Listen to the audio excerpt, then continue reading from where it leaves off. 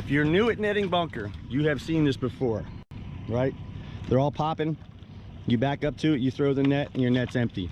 You throw the net 200 times, you can see the bait in the water, but your net is empty. It's because you're in 25 feet of water. They're so fast, your net hits the water, they just swim out from under it. You have to circle them with your boat. You have to drum them. Rev the motor up. You saw what we did. We circled it, then throw it, continue your circle and pull it in. If you don't do that, you're just not going to be able to net them in 25 feet of water. I don't care how thick they are right in front of you. They're too fast. I got you. No way I can do that. Oh my God, dude. Hey guys, thanks for clicking on this one. I made this because I see so many people struggling to net bunker, Menhaden Pogies. I just can't tell you how many guys I see come in and there's bait popping everywhere and they really struggle to get them. And if you don't know the exact technique when they're in deep water or over deep water, it can be extremely frustrating. So right here I'm going to start and show you, this is an underwater footage here.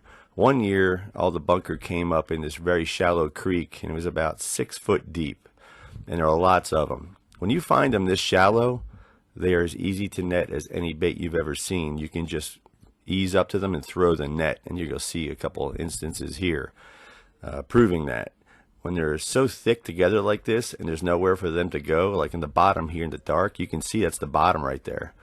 And there's so tight together here that I was able to put a camera down and they had nowhere to go. So when you find them shallow, just throw the net. Easy to get. If you see them over deep water, try to pass it by and look for some stuff over shallow water. Let that deep water bait be a backup plan. Sometimes that's all you get, right? So this is going to show you exactly how to get them over that deep water. You have to circle them and corral them a little bit. And when you do that, they really will stay within your veil of bubbles. It's, you'll pull up and you'll see them pop, pop, pop, jumping in the water. So much bait you can't possibly miss, right? You throw the net and they are gone. That net splashes and they are like rockets, straight to the bottom and out from underneath that net. So I'm going to show you how we circle them. We use our bubbles from the motor to corral them. Now this is where I just did that underwater footage, and you can see we just pull up, throw the net, and it loads the net, because even though we have that big splash hitting the water, they have nowhere to go. They can't get out from under the net because it's so shallow. It's easy pickings in this shallow water like this. So just check this out a little bit. You'll just see how easy it is. I mean, the nets are absolutely full in shallow water. So first and foremost, see if you can see them in shallow water first. If you can't and they're only over deep water, this video is going to show you exactly how to get them over that deep water. So let's get rolling on this one. Here's one last shot of a chip here throwing the net, and you can see the net doesn't even barely open all the way, but wham, full of bait because of shallow water. So let's get on with this, and I'm going to show you exactly how we do it over deep water. Thanks for watching, guys. Please subscribe if you haven't, and please give it a thumbs up on this video. It really does help me out a lot, and I appreciate it. Any questions, put them in the comments. I'll do my best to answer every single one. Thanks, guys. Yeah, I got it. You're good right there. Can you do it? That's it. Just do a piece at a time, just like you're doing. Okay, so I'll show you how we do it. It's over 20 feet of water here, 22 foot if you look at the fish finder. Ready. I don't care how thick the bait is. In 22 feet, it's tough to get these things. They're fast. I know you guys in Florida can get them in 3-4 feet of water, and it's real easy. But here, it's tough when over deep water. So if you look here, I don't know if you can see the popping in the water, but we're going to do a complete circle around this bait. Your bait man's got to be tough. He's got to be able to hang the circle, because you're going to want to fall. You ready, Mike? Ready. All right, patient, wait for it. All right, now I want to do a complete circle around this bait. Jeez, it's a big stool.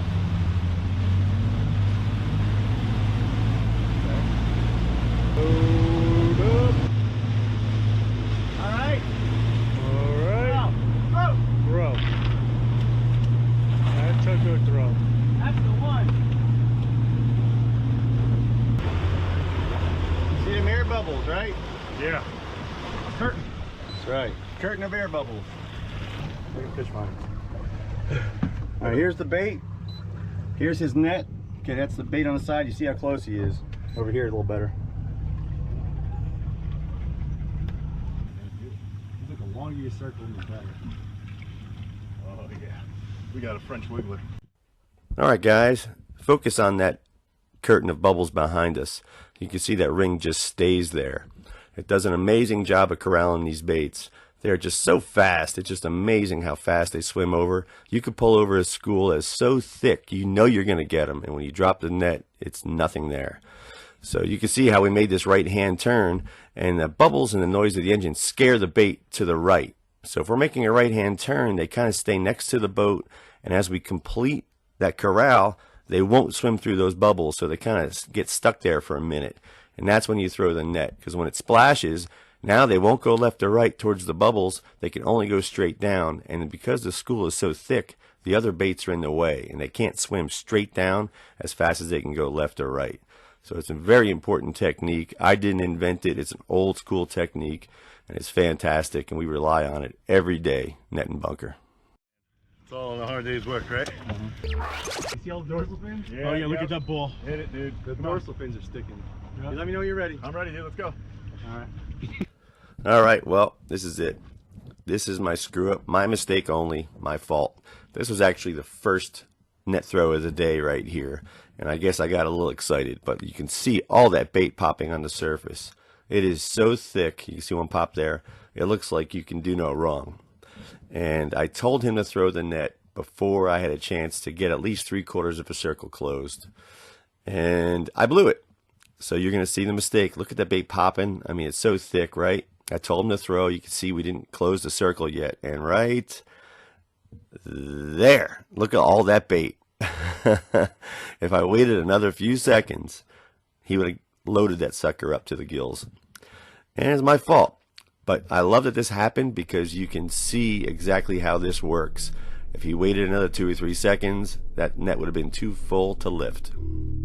Thanks again for watching, guys. I really can't tell you how much I appreciate all the positive feedback.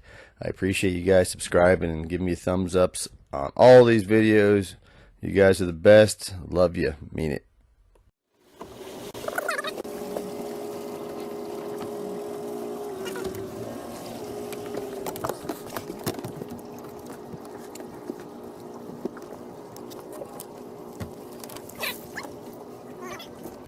That is upsetting. Oh. Looking behind that new sailboat, man. Oh my God, look at right here. This is the original one. Tommy, look right here. Yeah. No boats are coming, right? The problem's not finding them. No, I mean, no boats are coming. Deep water. Yeah. Too fast. Deep water.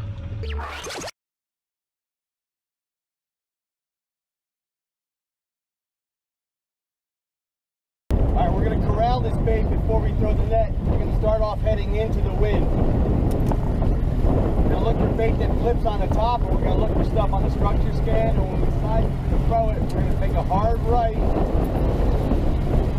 then we're going to make another hard right, almost a square that circles the bait. The reason we start going into the wind is because when he turns, when I throw the net, it will be with the wind in my back, not the wind in my face. Gotta get up at a good flip speed to do this because the bait is real fast. Speed up, hard right, straighten it out, hold that course, fast, fast. Hard right.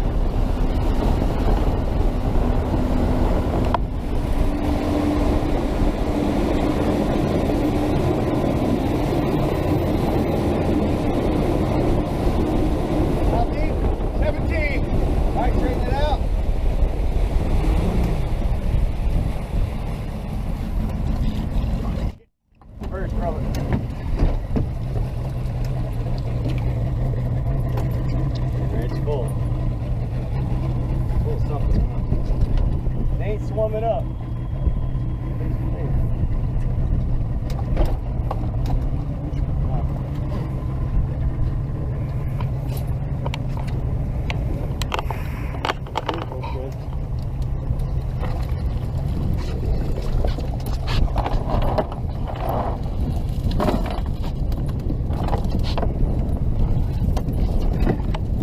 Good one.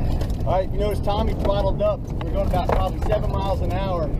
Now straight into the wind, you saw the bait flip, he made a right, went parallel to the bait, made another hard right. This way I was throwing with the wind at my back. Go for it.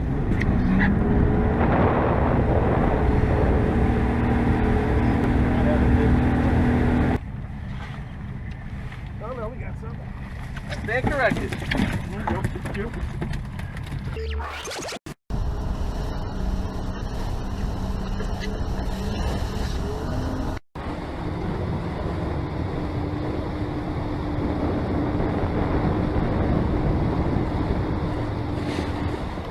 Through the net. Down. Right there. Oh, there's like a big shoal right beneath. You know what? Did you get him?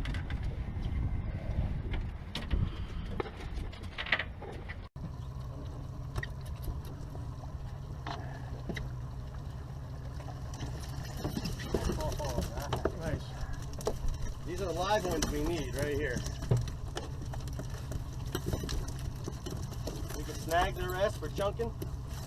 These are live ones we need.